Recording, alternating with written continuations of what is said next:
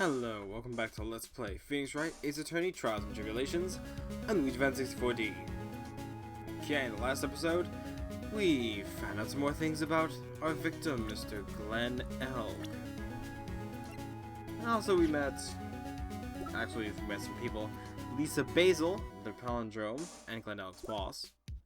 Violetta, who is scary. And Furio Tigre. He's very scary. And apparently treats her nicely too. So, what we found out last we checked were that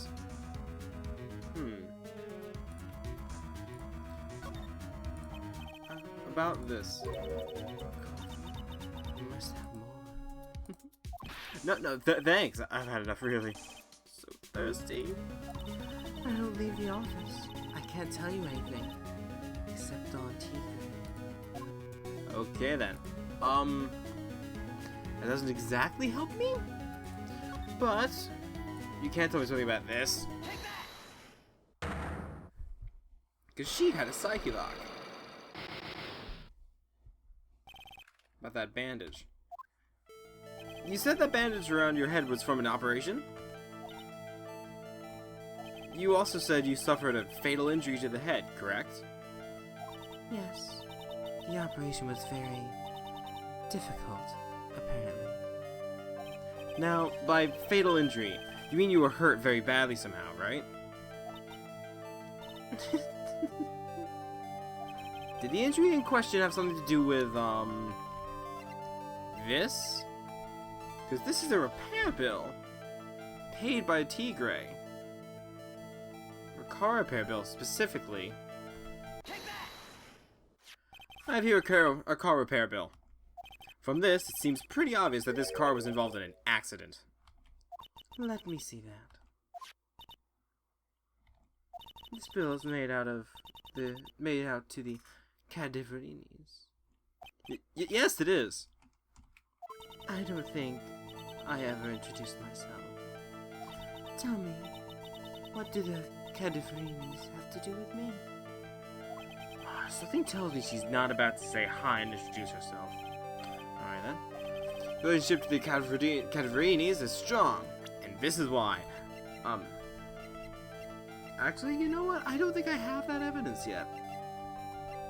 No, I do not. So I'm just going to, yeah, I don't have enough evidence, so I'm gonna have to back out of that. Happens. So, considering the fact that I don't have that just yet,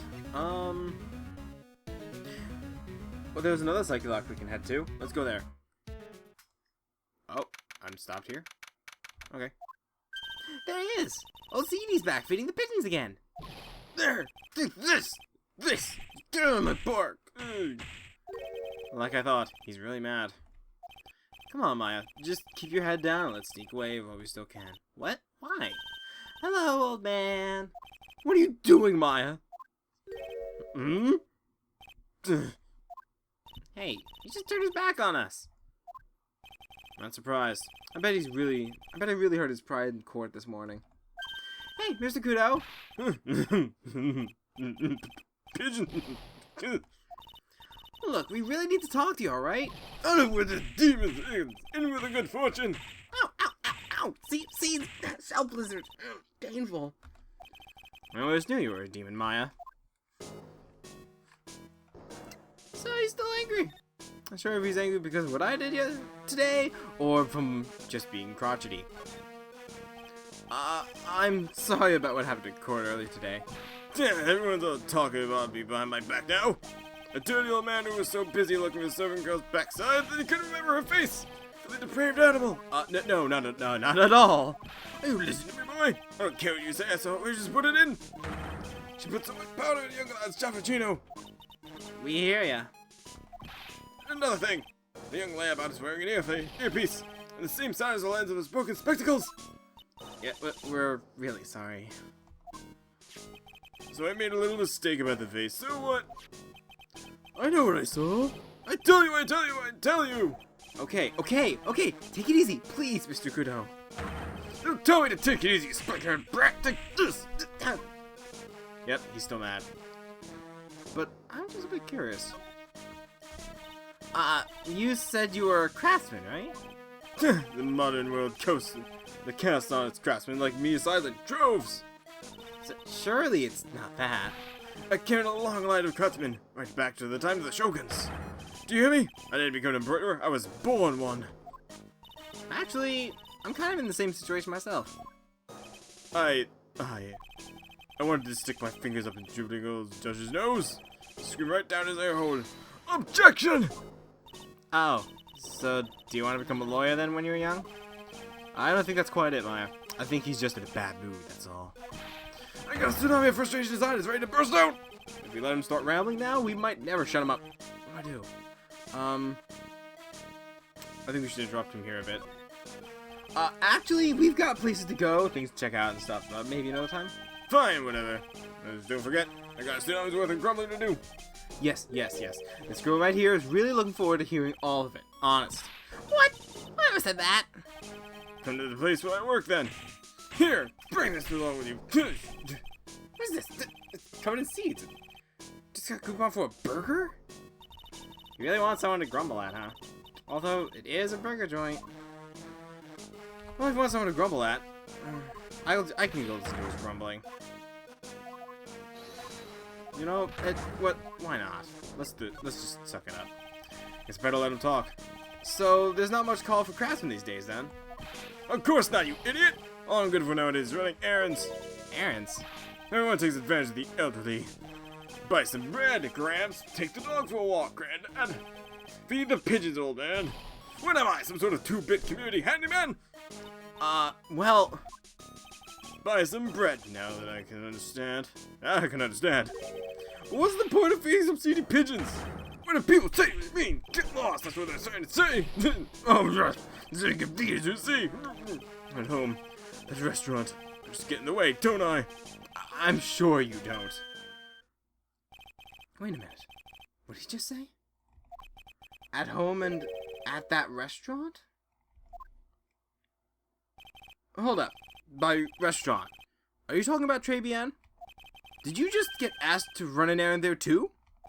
Yeah, I did. Very day that young brat was poisoned. But what? Hold up, what? So on the day of the incident, what were you asked to do?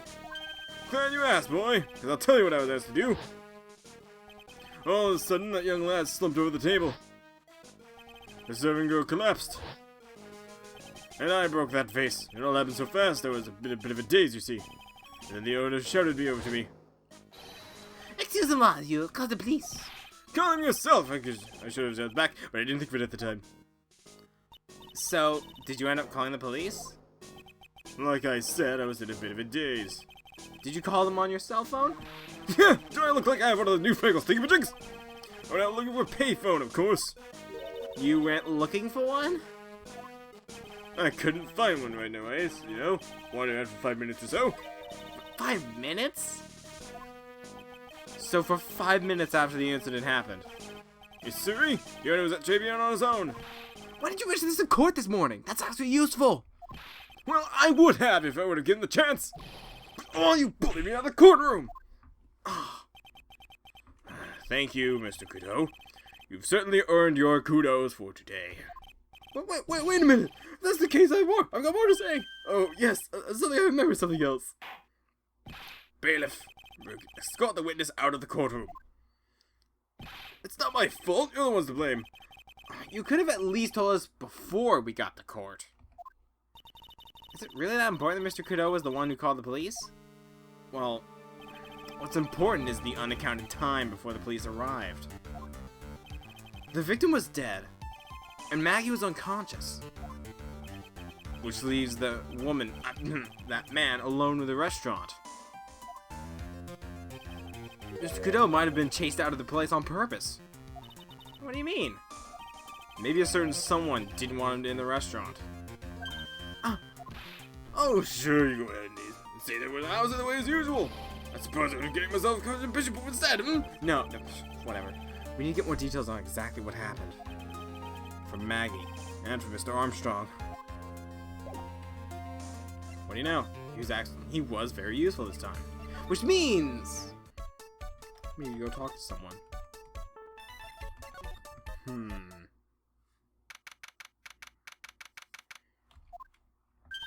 Looks like Mr. Armstrong is out again. But the place is open for business. Can't have an open restaurant without a chef! Hey, it's not my fault, Nick. Don't take it out on me. Only a couple of minutes after the incident happened, Mr. Kudo left the scene, leaving Mr. Armstrong here alone. Missing when he would need him to talk to him the most. Maybe he's trying to avoid us on purpose. Maybe he knows. Now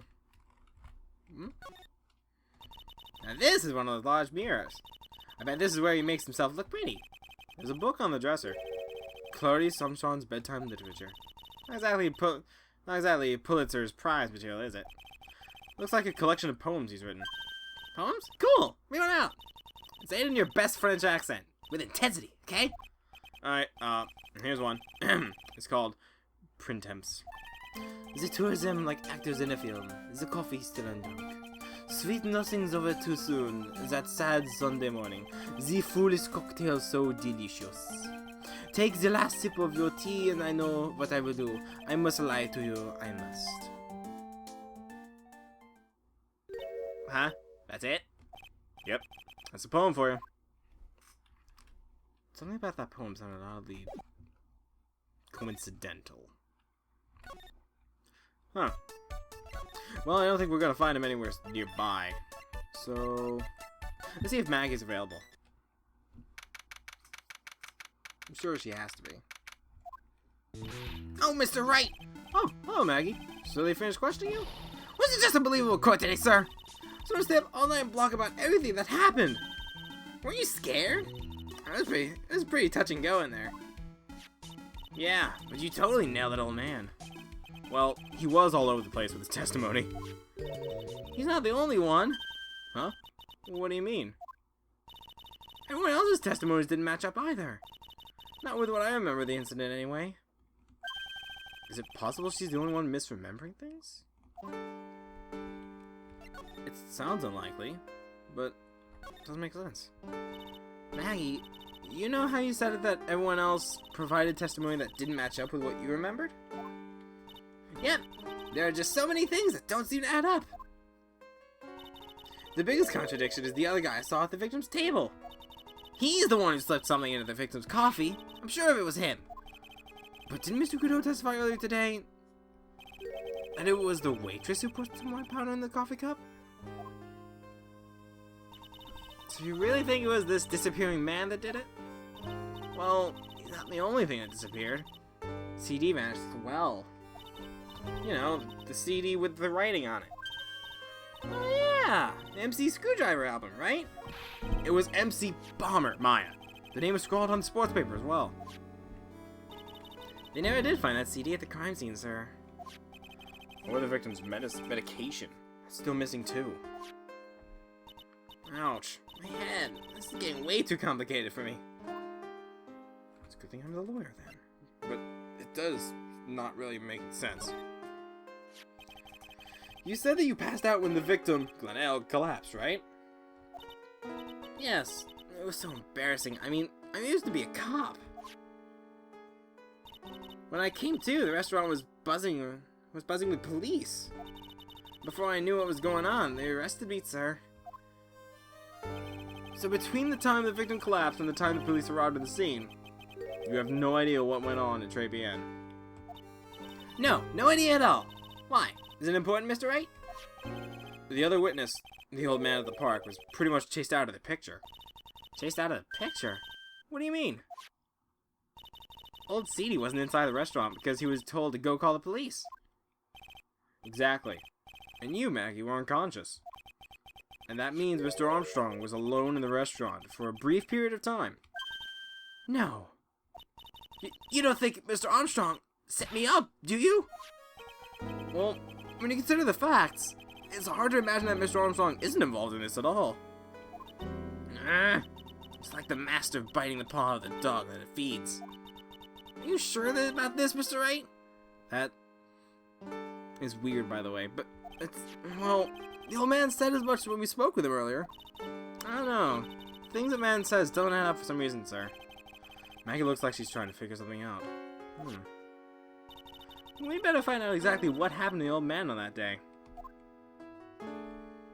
How would we do that? We already asked him, but there's only one person we need to ask, and he's not showing up. Ooh, since he's busy hiding, let's go to someone who's nearby. Who thinks they have nothing to hide. Let's go find it.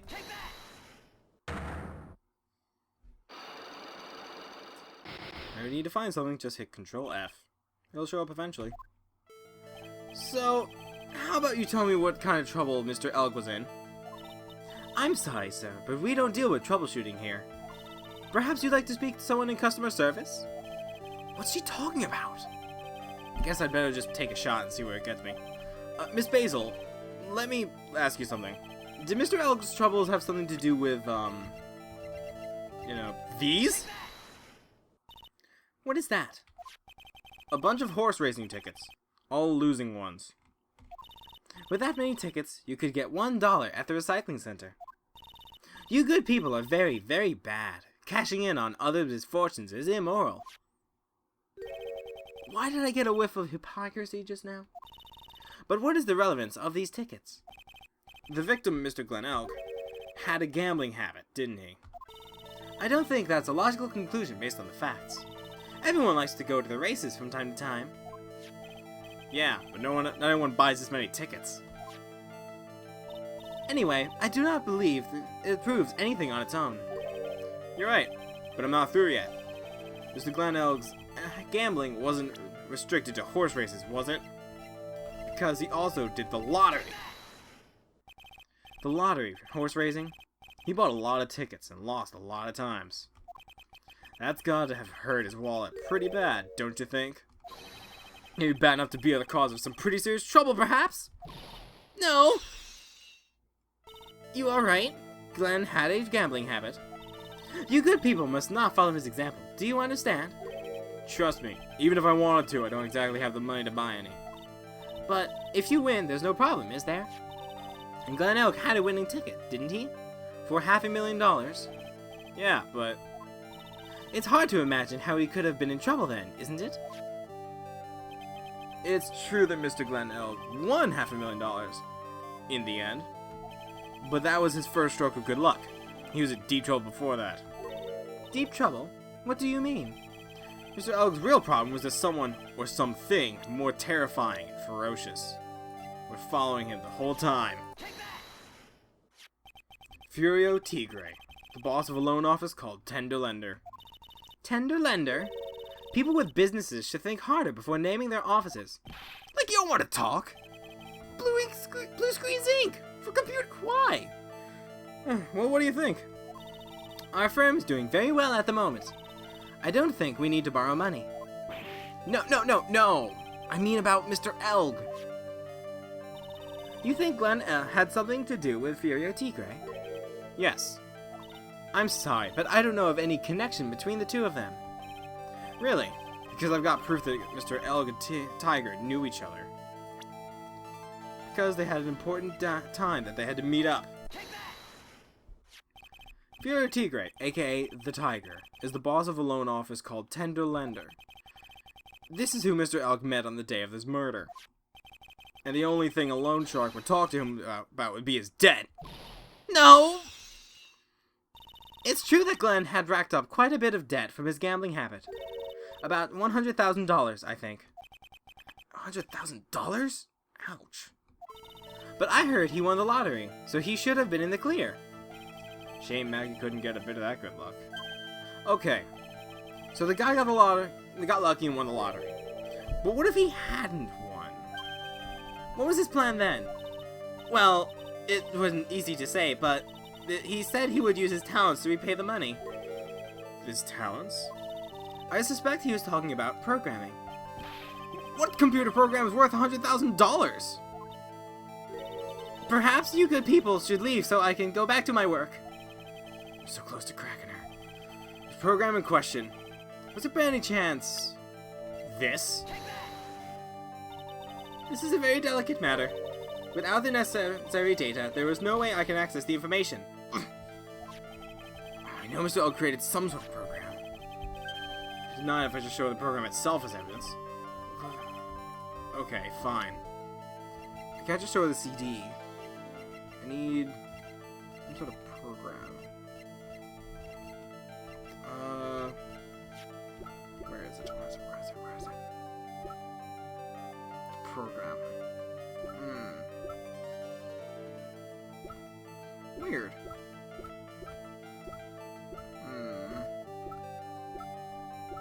If she wants the program, then...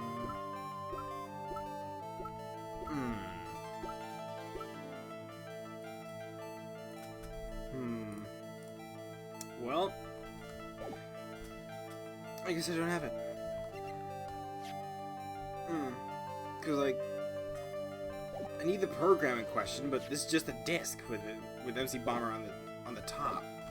I can't present that as evidence. I don't know if it's actually on there. Win this round. Barely. Well, you know what? Let's see if she can analyze what this is. You know what this is? You want to take a look at this? I'm sorry, the data... Oh, right. It's protected by Sparta. So therefore I can't...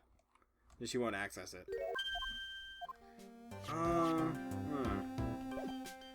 And who would be able to access it? I mean... If we're going for anyone, then it would probably be... I guess it would be the police, then. Let's try them. I had to give this to, Maggie. Sure I did already, but hey. Ladies! Oh yeah! I got something you're going to love. Really? What is it? A lunchbox, just for you. Here.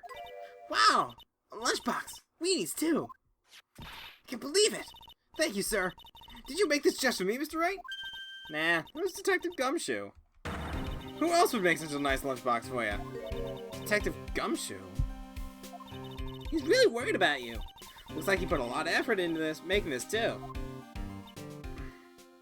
I can't accept it. Detention center rules. No gifts allowed, sir. Hey, come on, Maggie. Don't be like that.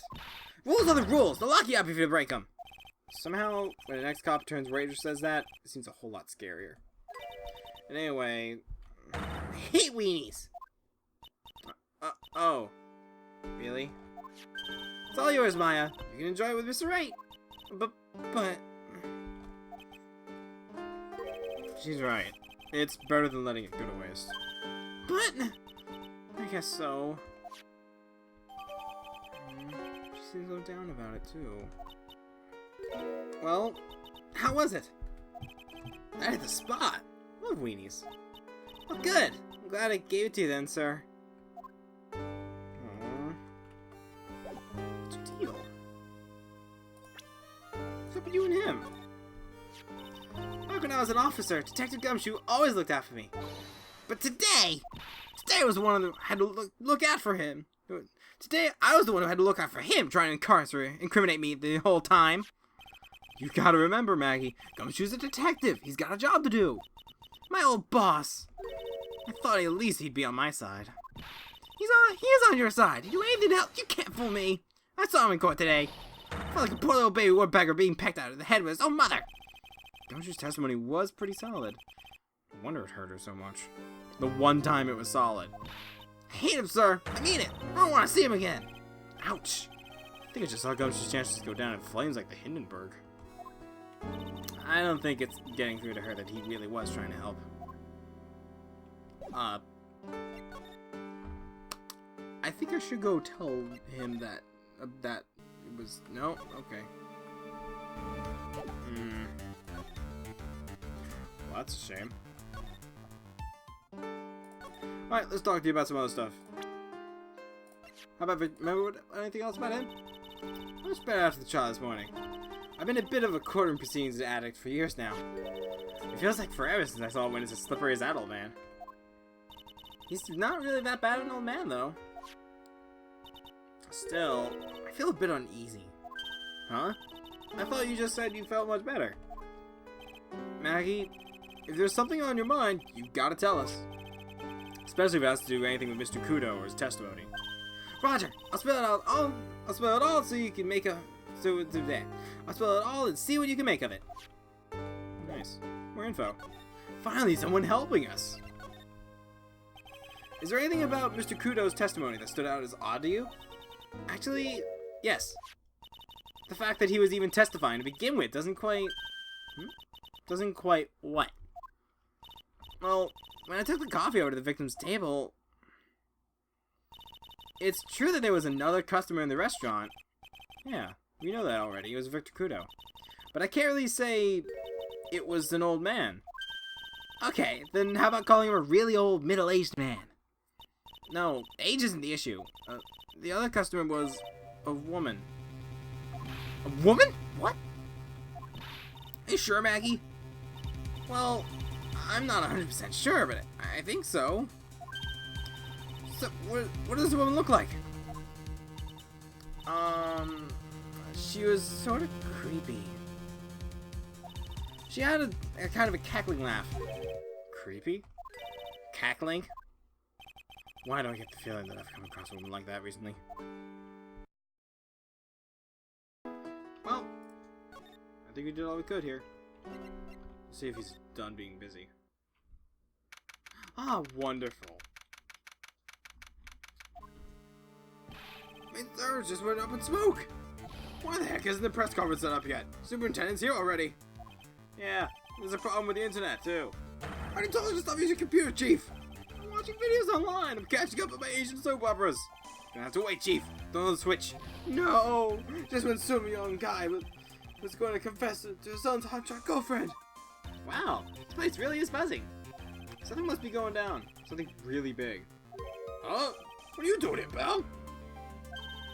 That's the gumshoe! You can't be here right now. You'll be roped into the briefing if you stay. Huh? You got big problems here today. Why? What's going on? It's a virus! A virus? A virus? There's a virus ripping into the precinct's computer system! But I really need to ask you some questions. They're very important. Okay, I'm only going to say this once, so listen up. Yes! No matter how poor you get, never borrow money from a place like this, you hear? Okay. If you got money trouble, just go to the instant rules and hang in there. We're not thinking of borrowing money, detective. We just want information on Tender Lender, not tips. Oh, is that all? Well, let's see. Tender Lender is considered to be even fishier than the average illegal loan shark. And it seems it ran into trouble just recently. Those guys have been pretty heavy-handed, calling in all their debts. Really? Don't go poking your nose around their business, pal. You'll really regret it if you upset that lady. Alright, I get the picture. Wait a minute. What did he just say? That lady? Who's this lady he's talking about, Nick? We better find out about the story, what the story is with this lady. But first, so what exactly is a computer virus, Detective Gumshoe? For those unaware. I don't know. What? Look, I just go with the flow, alright? Well, here I thought detectives were supposed to be somewhat knowledgeable. What's with that face, pal? You think you know what a virus is? Well, Nick, do ya? A computer virus? Sure. I mean, only in simple terms, of course. Really? Wow, you know everything, Professor Nick. Yeah, I'm gonna call you Dr. Wright from now on. I'm not an architect or a city designer. Hey, it sounds pretty cool. Don't you agree, Dr. Wright? Why do I get the feeling they're making fun of me? Okay, fine, I'm no expert, but I can at least explain the basics to the two of you.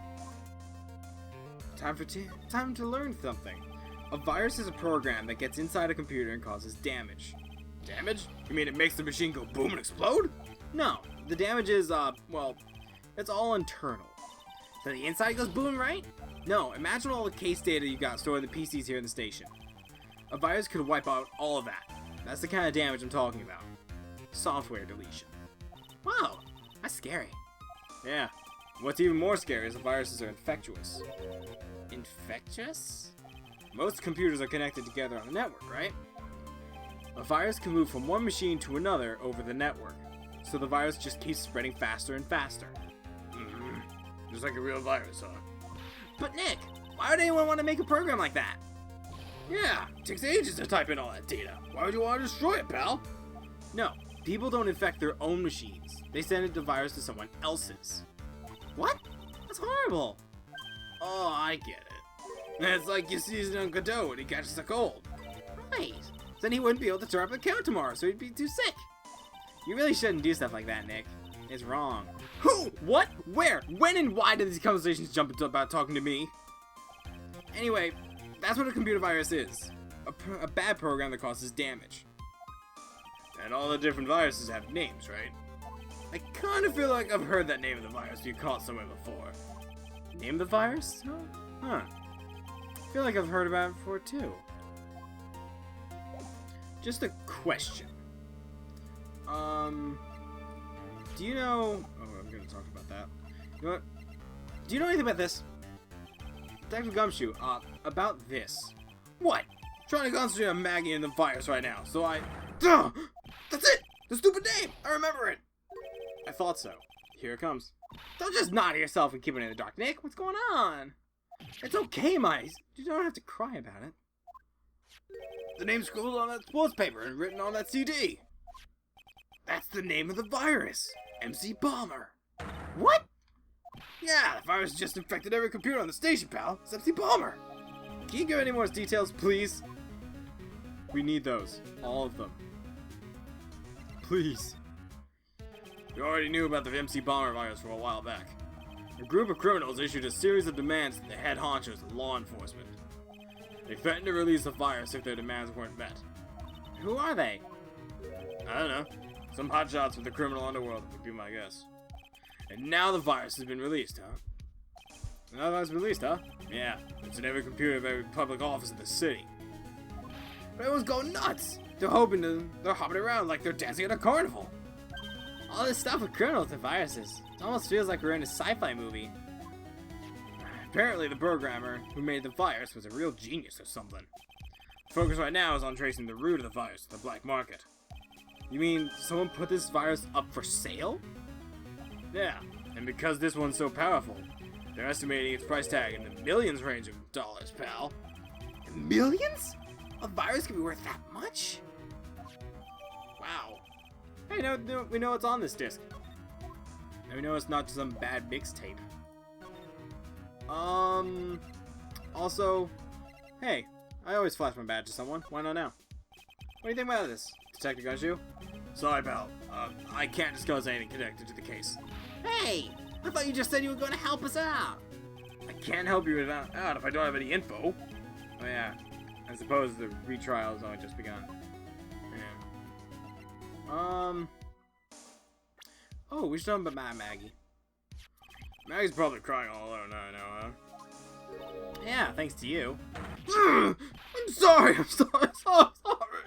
Maya, don't torch poor Gumshoe feeling like there's some sort of cheap creme brulee. You're really crazy about Maggie, aren't you? No, I'm not. It's not that I... You don't have to hide it, Gumshoe. It's pretty obvious. Yeah, you're way too plain looking for Maggie, right? I'd arrest you right now if you weren't so right. Aww. Don't worry, Gumshoe. We still believe in you. Also, thank you. Because now I can actually get some more info. See, Maggie? He helps me. He helps me. Now let's go. We gotta talk to this lady again. Because she doesn't think their employees are in trouble. At least were.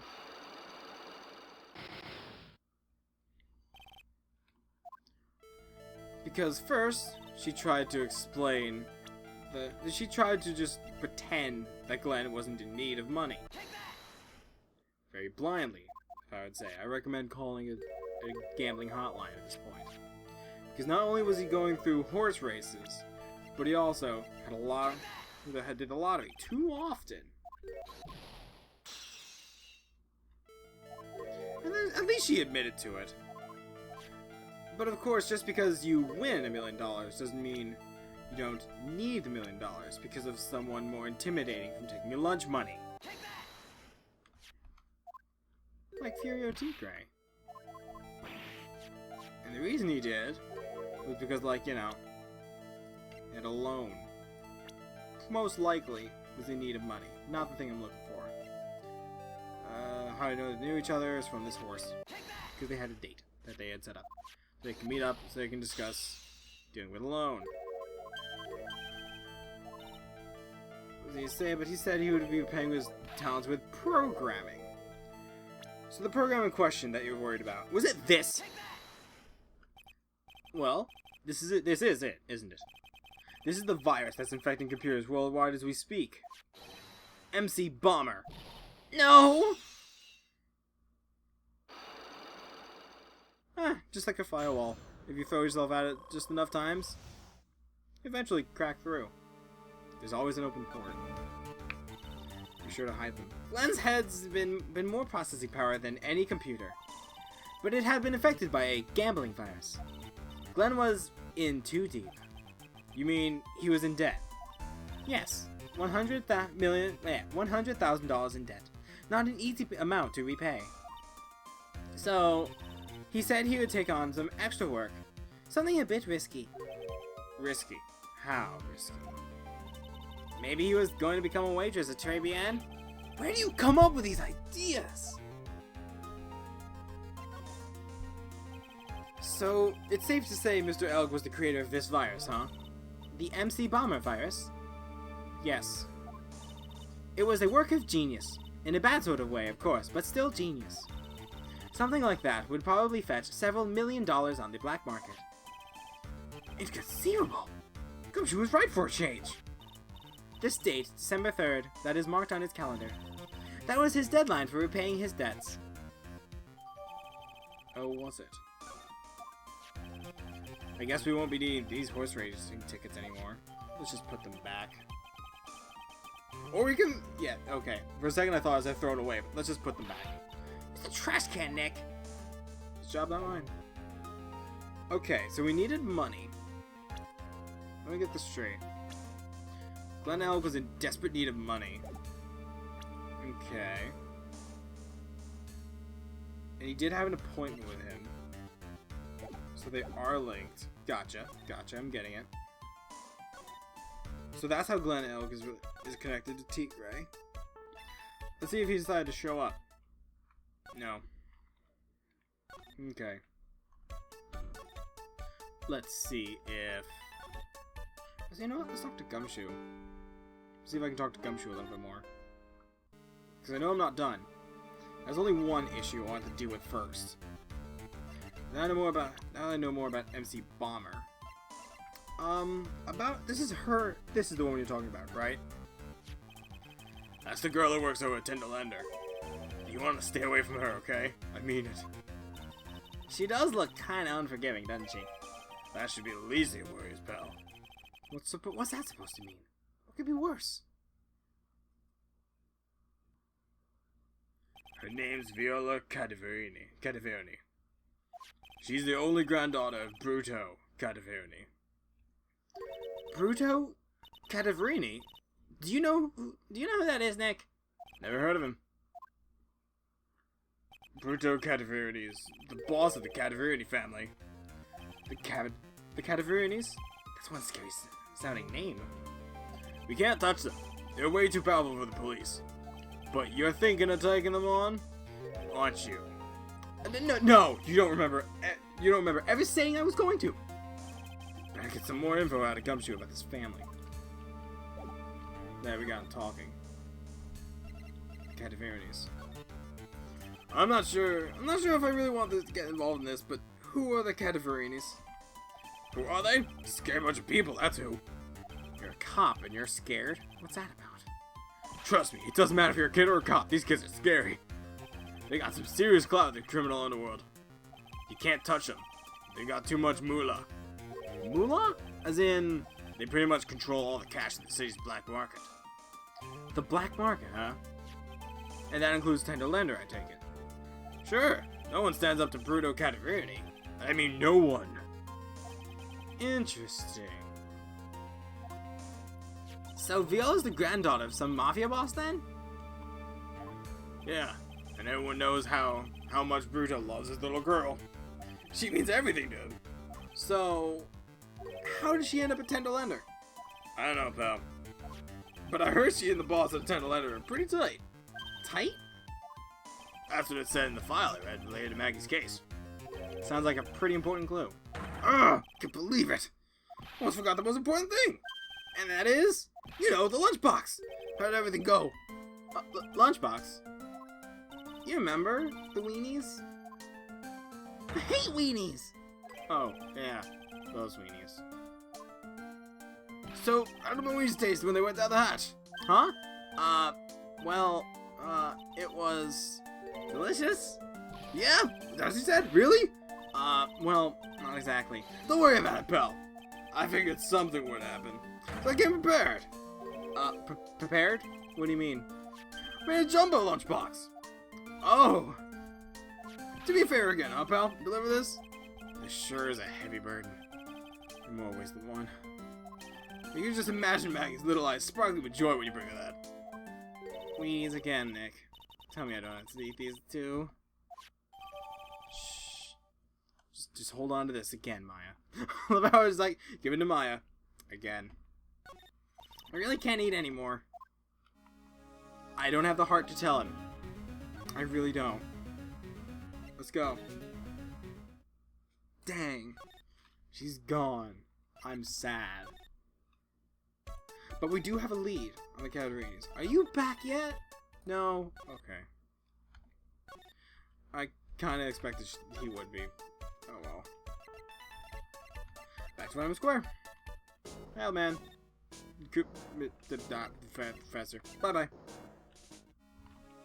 There's something very important to talk to you about. I'm sure we can crack it this time.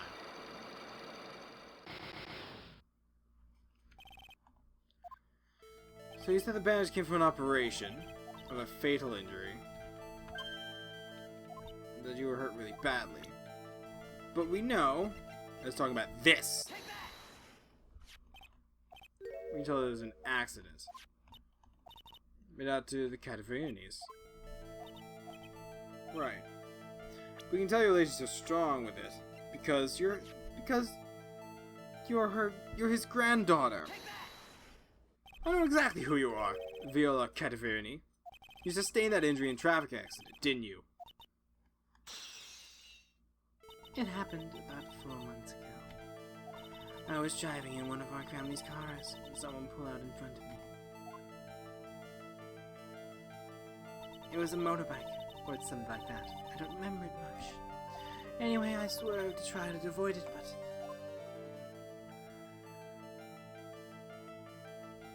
I took a blow to the head. A bad one. Yeah, I can imagine. So what happened to the person on the bike? I'm guessing they didn't get away with injuring the Viola Cataverini, did they? I don't know. What happened to them? They ran away. What's all I heard? Ran away? If they'd stayed, I'd have... is it possible? Could the person who committed the hit and run have been... Tigray? It was this man, wasn't it? He was the cause of your accident. It wasn't Don Tigray. I refuse to believe it. We collided. The motorbike and my car.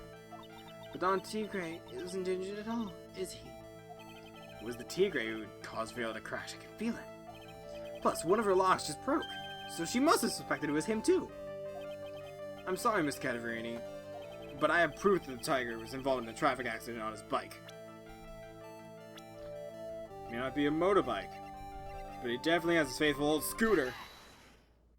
It's not exactly a motorbike, but Mr. Tigray rides around on a scooter, doesn't he? And you'll notice that the front wheel guard is badly damaged. Mr. Cataverini, you know the truth, don't you?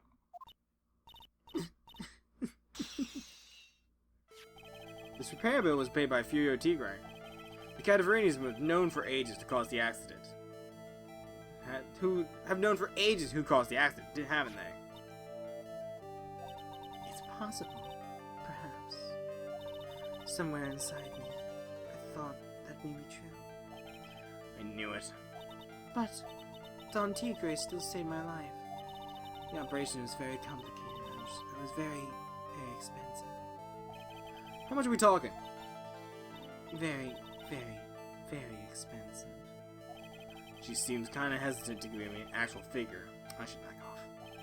Well, anyway, it was the tiger who paid for it, right? After I recovered, Don Tigre told me. He said he paid for the operation because he cared about me. I believe him. Really? Do you honestly believe that to be true? Do you want to know what I think? I think the reason he paid for the operation wasn't because of you, but someone else. Your grandfather. Perhaps I shouldn't be saying this, but your grandfather, Bruto Cataverini, controls a lot of dubious casts, right? And you are his beloved pride and joy.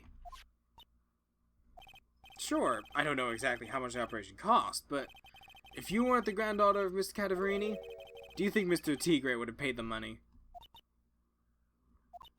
$1 million. Yikes!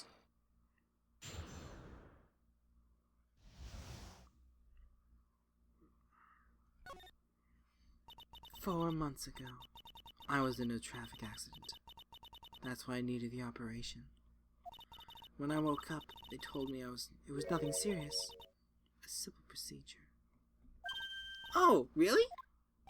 Well, I guess if she recovered in 4 months, it couldn't have been too big. They said the operation cost $1 million. $1 million bucks? My grandfather ordered Don Tigre to pay $1 million in compensation. Compensation, huh? Huh. It's underworld lingo for paying money to settle a score. Basically, pay or get into some serious trouble.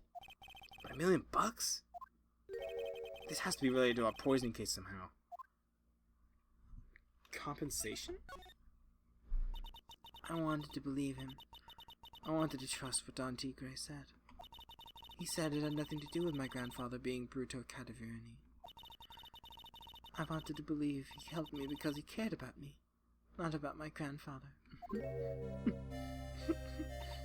But I knew it wasn't really true. Wow, I'm so sorry. What he did to get the money was evil. He said it was all for me, so I helped him. You helped him? In what way? Here, take these. What are these? Medical papers? I'm Bruto Cataverini's granddaughter. He had to pay compensation. He was made an offer he simply couldn't refuse.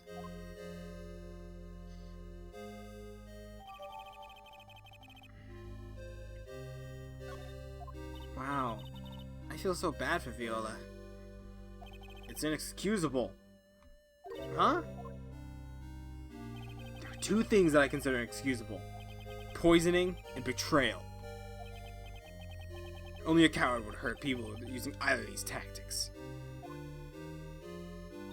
Is everything alright, Nick? We should get going. Right after we finish our espresso. Yeah. We need to convince Viola of anything else, so I guess I can get rid of this. Should I put it back? I think I should. Which leaves only one more place.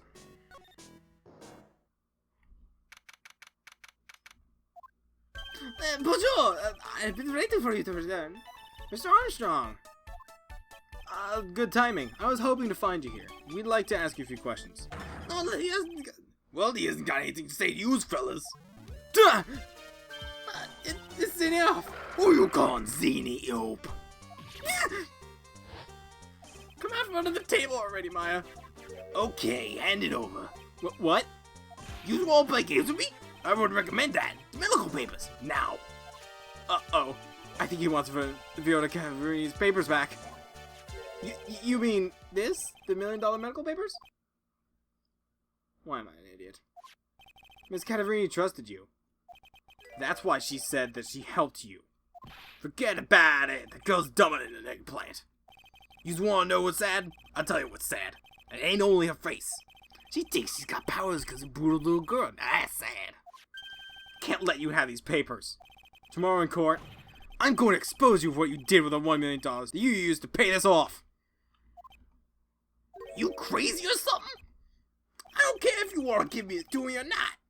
There's 2 of us here. You got that? 2.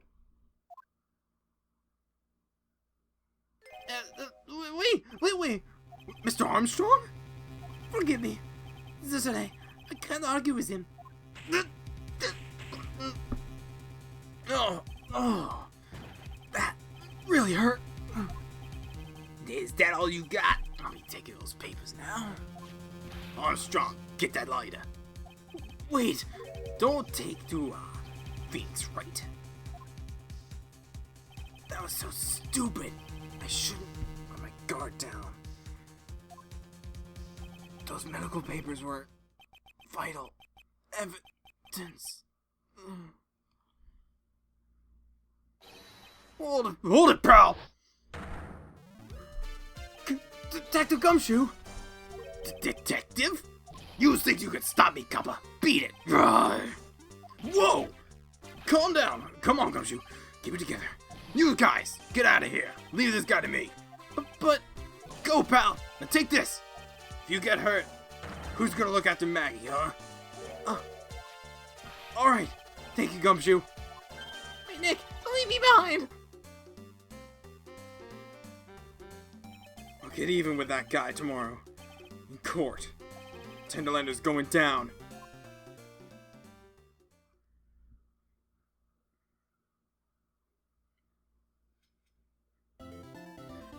I feel likewise with Phoenix Wright about this. Poisoning is the most cowardice way to do something to someone. Same way for betrayal. That is the worst, because then you have no word or honor. This is Let's Play Phoenix Wright, His Eternity, Trials and Tribulations. I'm Luigi Fan 64D. I'll see you next time in court.